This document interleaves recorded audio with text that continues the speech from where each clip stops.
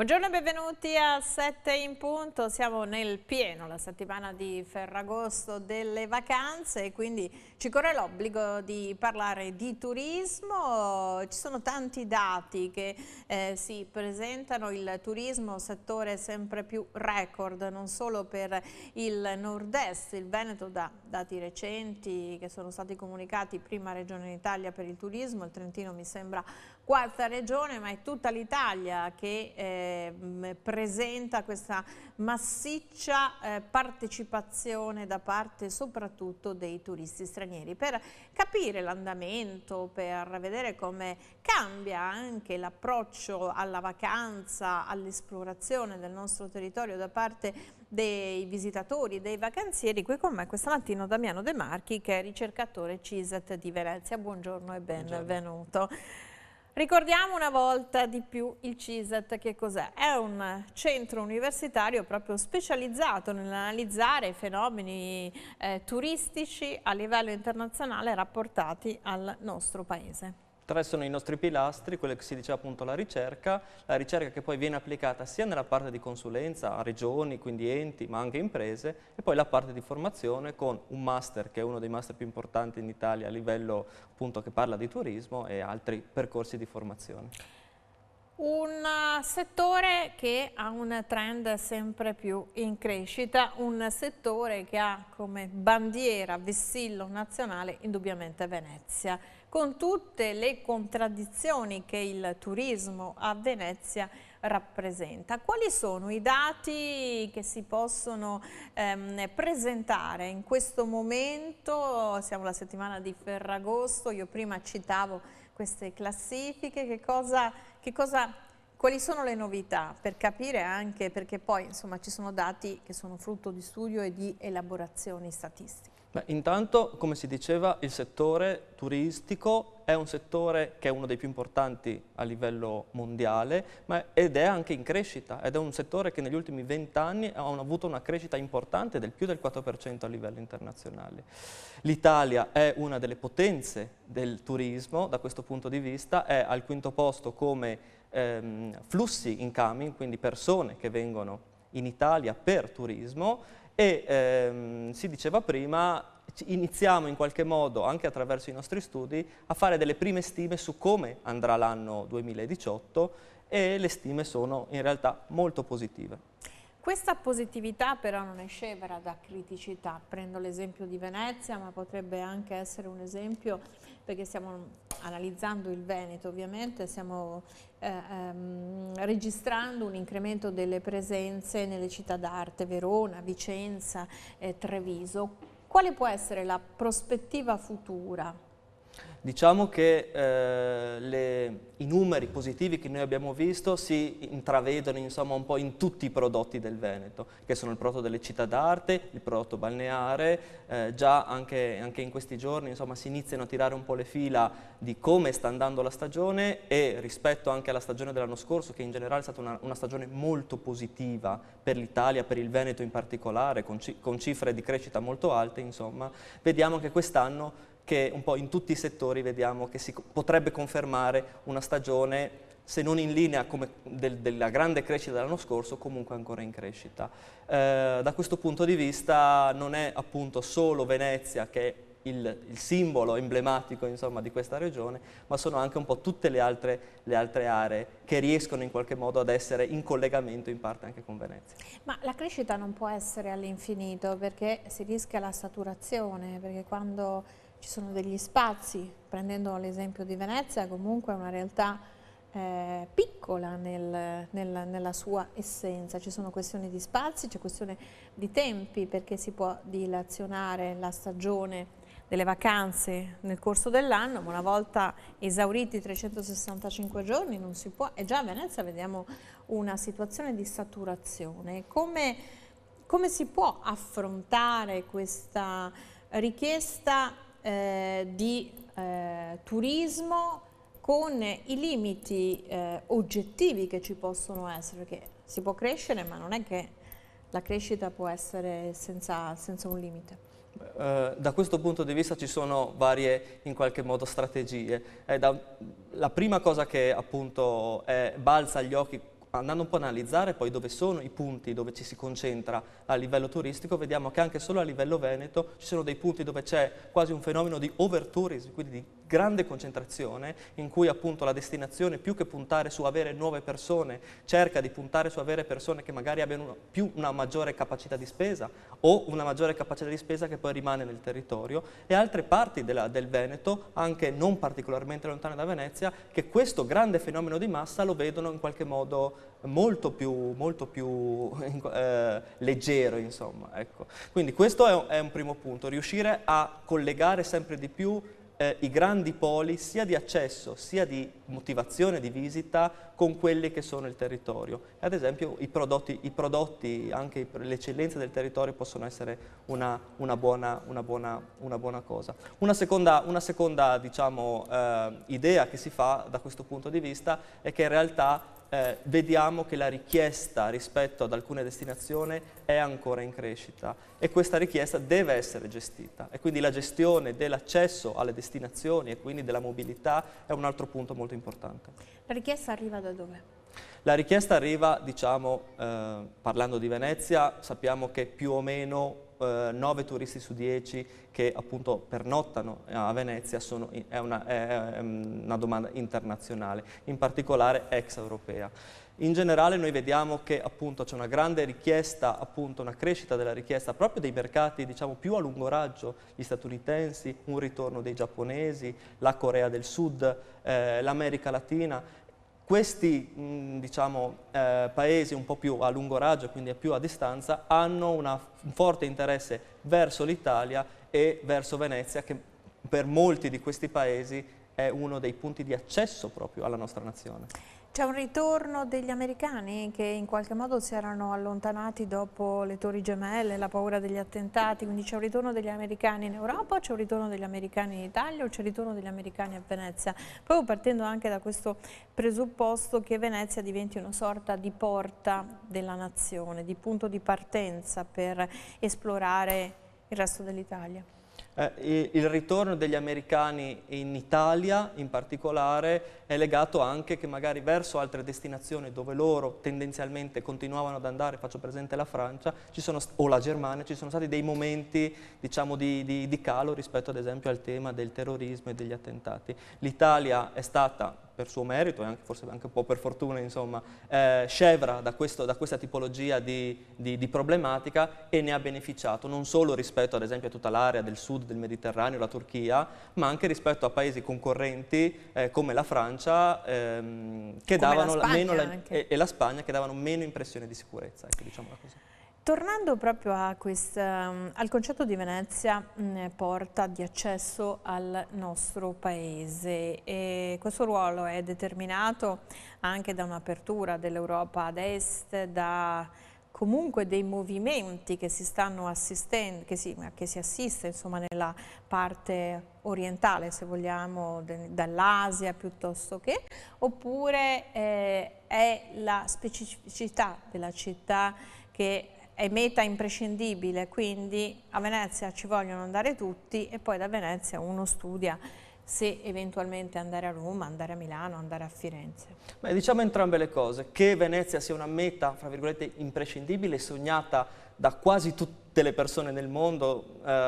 Ci sono, come dire, paesi del sud-est asiatico mi vengono in mente che vedono come Venezia il viaggio del sogno, il viaggio di nozze. E quindi diciamo da questo punto di vista Venezia è ancora un punto di riferimento per uno che vuole fare una vacanza diciamo da sogno, magari anche con degli stereotipi che difficilmente poi si riescono a levare. D'altra parte, ad esempio, appunto dicevamo prima sul lungo raggio, anche sul medio raggio vediamo come l'Est Europa in qualche modo veda nell'Italia e in particolare nel Veneto una porta di accesso molto importante. Sono dei mercati che stanno crescendo e sono sempre più punto di riferimento per il nostro, fra virgolette, prodotto, che non è solo un prodotto di città d'arte, ma ad esempio penso alle spiagge adesso. E quindi da questo punto di vista, anche grazie, e questo parlo più sul medio e lungo raggio, al ruolo dell'aeroporto, che in questo caso è un polo importante, il terzo polo aeroportuale italiano, vediamo che Venezia può diventare una porta d'accesso per l'Italia e non solo un punto di un tour. Parlando di Venezia, proprio Venezia città, indubbiamente è una meta agognata, desiderata, però proprio perché è diventato un sogno per molti realizzabile, perché non è più proibitiva raggiungerla e perché l'offerta anche permette di arrivarci con delle modalità economiche. Però questo rischia di portare moltissime persone, più di quelle che questa città delicata è in grado di accogliere in un determinato momento, e non c'è il rischio che diventi un turismo, come spesso viene definito, un turismo di massa, che poi dà un'immagine della città che è drogata rispetto all'essenza stessa di questa città. Lei prima parlava di necessità di andare, se ho capito bene, a catalizzare l'attenzione su un turismo che abbia una buona capacità di spesa, che però non si può insomma realizzare questa cosa in maniera antidemocratica, i ricchi sì, i poveri no. Però indubbiamente il fatto che ci siano offerte low cost e la città sia piccola, come si esce da questo impaccio? La città è piccola, ma la regione turistica è molto ampia. Da Roma con un treno ad alta velocità si può raggiungere Venezia, e si fa già. Da Milano, tutta la costa, molta parte della costa dell'Istria ad esempio è collegata ad esempio con gli aliscafi e si vende come Venezia. La parte sud, anche per rimanere più localmente, della provincia di Treviso è totalmente dedicato, fra virgolette, passatemi il termine, a quasi dormitorio per Venezia, insomma. Quindi in realtà la regione turistica che insiste su Venezia è molto grande. D'altra parte, come appunto si può intuire, molto spesso la differenza fra quello che è il sogno e poi l'esperienza fisica reale del camminare del primo piano, che magari vende prodotti che non sono legati a quello che è l'idea che mi faccio di Venezia, diventa un problema. E quindi la gestione di questa, anche dell'idea dell'esperienza del turista, diventa un fatto fondamentale proprio per la sopravvivenza di quello che si diceva prima, cioè di poter riuscire in qualche modo a garantire la sostenibilità di Venezia con una capacità di carico del turismo che è andata non solo a riempire la città, ma sempre di più entra dentro le mura delle case attraverso appunto la ricettività alternativa. Questa ricettività alternativa come si colloca nei confronti della ricettività tradizionale? Perché proprio abbiamo avuto ospiti, parlando sempre poi di Venezia, poi entreremo anche nello specifico del resto del nord-est, ma anche del resto d'Italia, approfittando del suo lavoro di ricercatore. No, dicevo, come si colloca considerando che le associazioni albergatori di Venezia qualche giorno fa, proprio in questa sede, hanno evidenziato che c'è un calo delle presenze del 20-25%, che non è poco, negli alberghi dei 4-5 stelle. Ecco, diciamo che appunto il fenomeno Airbnb, tanto per essere più espliciti, o comunque la ricettività alternativa, è un fenomeno che abbiamo visto negli ultimi 2 o 3 anni veramente dilagare molto, insomma, e quindi sempre di più sia all'interno del centro storico, ma anche all'interno, diciamo, dell'entroterra, quindi Mestre e Marghera, chi ha la possibilità di, in qualche modo, attraverso una distribuzione abbastanza facile e molto spesso remunerativa, di dare affittanze a turisti, anche, diciamo, senza che diventi una forma imprenditoriale, questo sicuramente crea un problema sulla qualità poi dell'esperienza anche complessiva, insomma. La massa crea sempre in qualche modo confusione, inquinamento, sporcizia, e anche per le persone che magari hanno voglia di vivere quel sogno e creano un'esperienza in relazione anche con gli imprenditori che cercano di creare quell'esperienza di alto livello, poi diventa difficile poi nella realtà pratica riuscire a garantirgliela. Ma secondo lei i clienti, i visitatori abbienti che disertano gli alberghi a 4-5 stelle perché il ricco, che tra virgolette non viene più magari perché spaventato dalla massa, magari cerca dei periodi diversi, oppure è anche perché il ricco stesso cerca magari una soluzione sulla base di questo nuovo concetto del turismo esperienziale, cerca un'esperienza più domestica, perché poi anche nel turismo si va a mode, no? Adesso c'è questa moda del termine esperienza, cioè non più la visita di un luogo, ma io so che vado in un luogo e faccio questo piuttosto che quello, piuttosto che quell'altro, che ci sta nel momento in cui si vuole creare un nuovo prodotto turistico da abbinare ad una location. Però volevo capire se secondo lei l'esperienza offerta di un soggiorno in una dimensione domestica è un'esperienza attrattiva perché low cost, e non mi sembra che sia sempre così. Verissimo. Oppure perché uno vuole fare un'esperienza domestica senza avere la cameriera che ti butta giù dal letto la mattina, anche se sei in un hotel extra lusso, e comunque essere in un contesto dove sei sorvegliato in qualche modo, no? Perché invece hai un paio di chiavi e non vedi più nessuno. Diciamo che qua distinguerei, diciamo, l'extra lusso, che forse appunto la cameriera che ti butta giù dal letto non ce l'hai, e forse anche la parte di sicurezza e di sorveglianza è richiesta. Ecco, volevo proprio capire quali sono gli orientamenti. Ecco, da diciamo una cosa più dell'economy, ecco, diciamo una super economy, il 4, anche diciamo il 5 stelle senza andare appunto nelle suite o nelle super lì suite. Si sa che hanno ecco, una clientela diciamo di un certo tipo, è un altro livello, in cui pagano anche l'assenza, cioè la presenza assente del personale. Senz'altro, ecco. In una fascia, ecco, leggermente più bassa, molto spesso le possibilità di alternative ti fanno capire che in qualche modo l'hotel con cui magari ti sei sempre rapportato può essere solamente una delle possibilità di scelta. Non è che l'hotel per certi versi è passato di moda, per qualcuno è passato di moda, perché offre un'esperienza diversa. Diciamo che l'hotel tradizionale, l'albergo tradizionale, per certe tipologie di turisti che appunto vogliono essere più indipendenti nel crearsi le attività e le esperienze. Avere anche un'esperienza di scoperta, anche di avere l'inghippo, no? Perché anche quello può diventare uno stimolo. D'altra parte appunto le imprese che in Veneto sono imprese che lavorano molto appunto sul concetto di innovatività, stanno cercando di rispondere da questo punto di vista sia nella Camera, quindi nei servizi che riescono a dare, ma sia nel creare appunto attività che possono essere interessanti anche per fasce di prezzo più alte di quello che è la media. Come fare a scegliere una soluzione low cost che però sia anche garante di un requisito minimo di qualità? E qui entriamo anche nell'ambito, poi affronteremo che in realtà di residenze familiari ce ne sono molte anche di abusive, però anche quelle che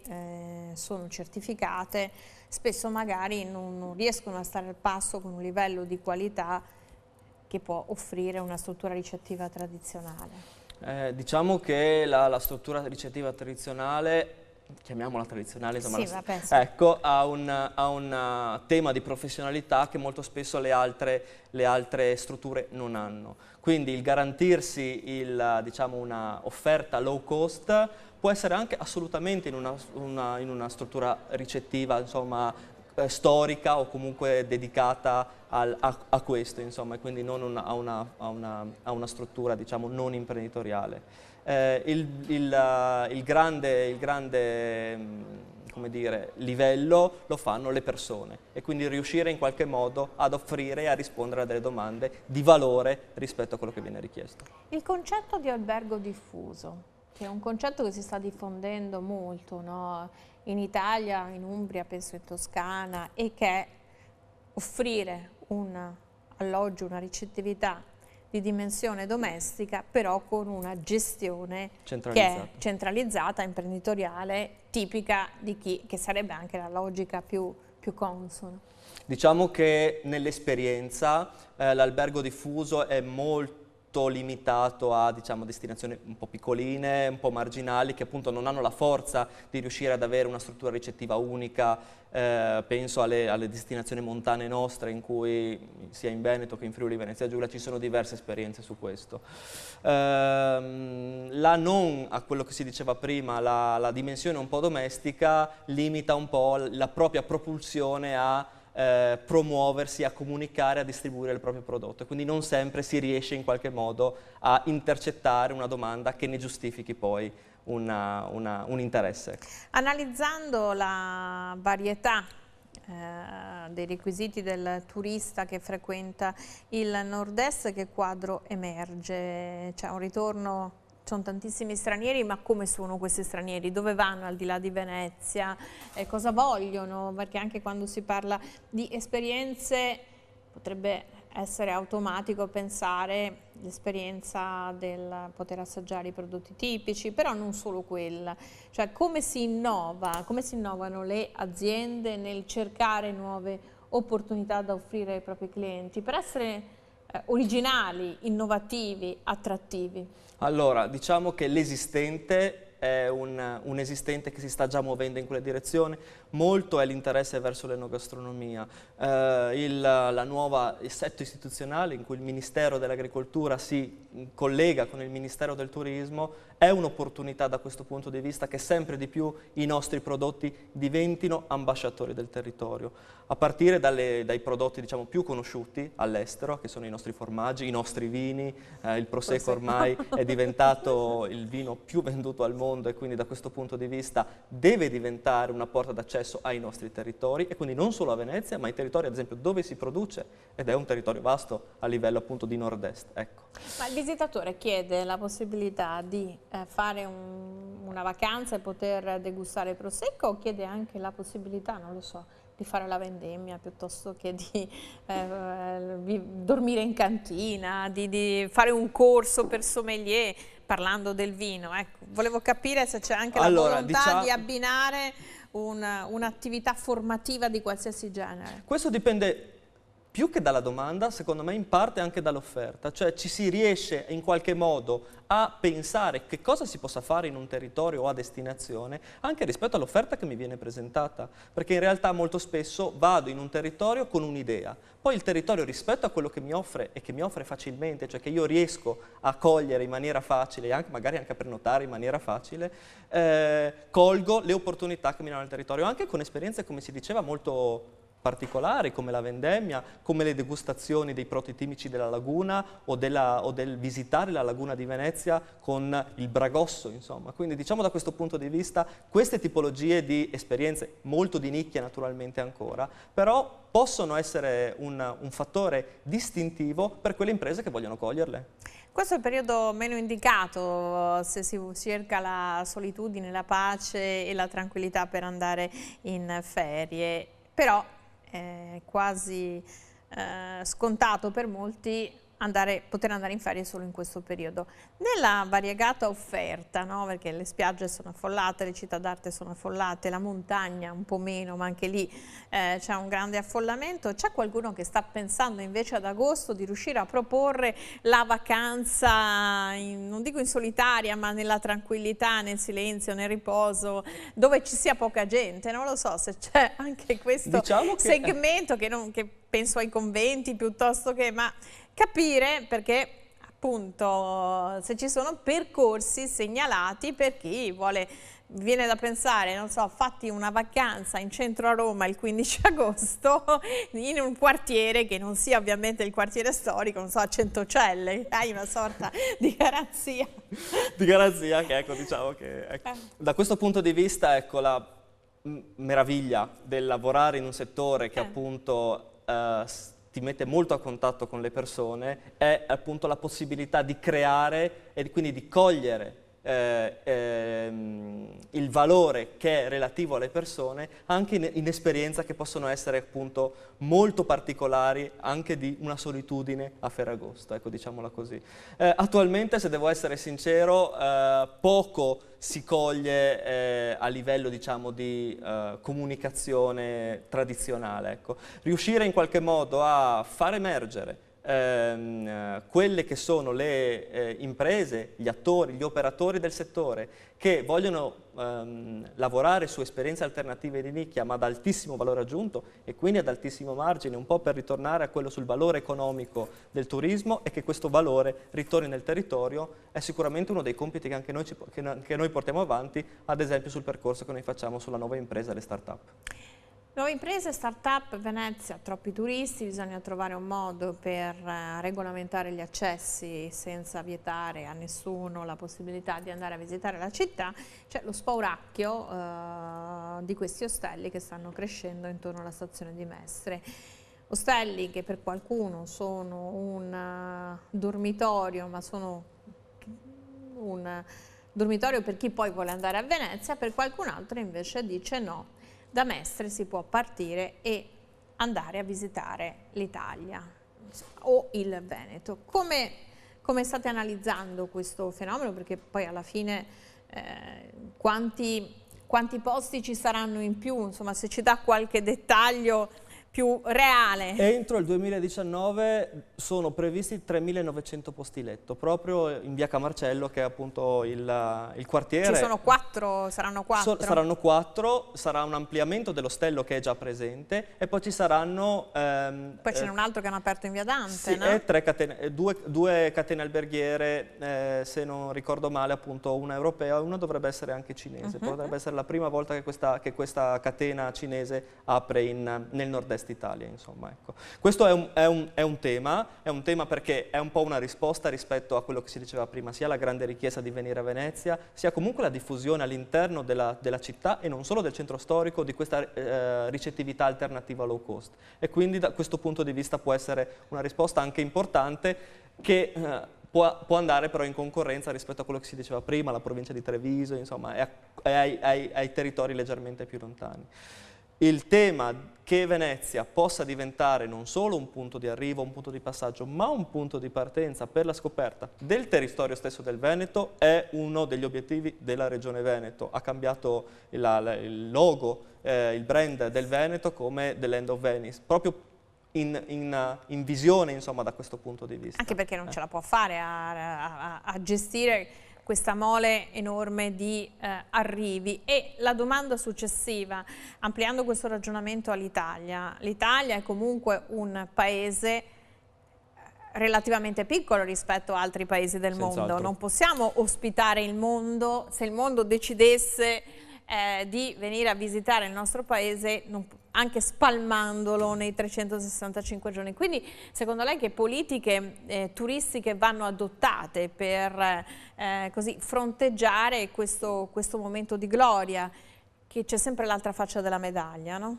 Sì, d'altra parte si diceva prima, il turismo cresce e l'Italia è uno dei punti di attrazione più importanti a livello mondiale. La prima questione è la gestione. Non si può impedire i flussi, bisogna assolutamente gestirli.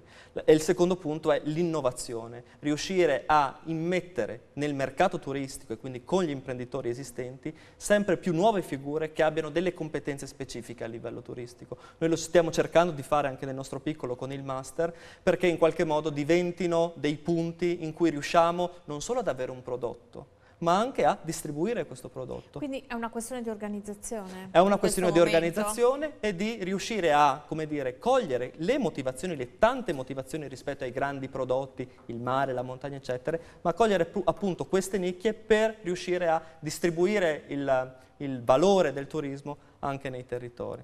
Però c'è sempre un però legato alla stagionalità. La stagionalità è appunto legata ad alcuni prodotti turistici, ad altri molto meno. Faccio un esempio perché appunto è stato un caso, insomma, che abbiamo portato anche nel rapporto sul turismo internazionale. Abbiamo visto quanto sia stato interessante scoprire, soprattutto dai mercati extraeuropei, in particolare dall'America Latina, quante persone di origine italiane venivano in Italia a rivedere anche i luoghi di partenza dei propri antenati. Questa non ha una stagionalità, ad esempio. La stagionalità è legata ad alcuni prodotti, però si diceva prima, quando si riesce a cogliere il valore della motivazione per cui la persona vuole venire in un posto, si riesce anche magari a calmierare anche perché in qualche modo gli si organizza un percorso, gli si crea anche un plus tale per cui se uno dice voglio andare a vedere la casa del nonno in agosto, dici no, vieni a maggio, perché a maggio, non so, c'è la celebrazione della casa dei nonni, adesso faccio per dire. Abbiamo noi, diciamo, le chiavi in mano su questo, insomma. Sembra sempre strano che una persona italiana per andare in un'altra regione italiana deve passare attraverso Airbnb o Booking.com, che è una società che ha una sede in Irlanda per pagare lo 0,5% di tasse. Sono stati più bravi a distribuire il nostro prodotto. Avere, diciamo, persone che riescano ad avere anche questa visione complessiva dell'esperienza turistica ci aiuta anche ad avere, diciamo, una gestione migliore. Anche quando ci aiuta a capire che quando noi digitiamo una destinazione e ci viene fuori il portale che lei ha citato prima, si può anche semplicemente cliccare nel sito web dell'albergo portato nel portale e spesso e volentieri costa meno l'offerta dell'albergo rispetto a quella del portale. Oppure si può giocare rilanciando e avere delle opportunità, e serve anche per farsi un'idea, no? Serve per in qualche modo anche diventare attori della propria esperienza di vacanza. Questa è una tendenza, insomma. Se però, adesso mi metto nei panni del turista, per come dire, fare la prenotazione con Booking.com e Airbnb o tutti gli altri, sì. insomma, lo faccio in 2 passaggi e col sito dell'hotel devo mettere 18 informazioni e poi mando una mail di richiesta, allora mi viene più facile farlo in un altro modo, tutto qua. E allora grande merito a chi ha costruito un portale più semplice. Certo, che però diventa poi purtroppo un'asticella per tutti gli altri. Io ringrazio Damiano De Marchi per queste informazioni sull'andamento del turismo, questo settore in fermento del nostro paese. Ringrazio voi per essere rimasti con noi, torniamo domani mattina, arrivederci.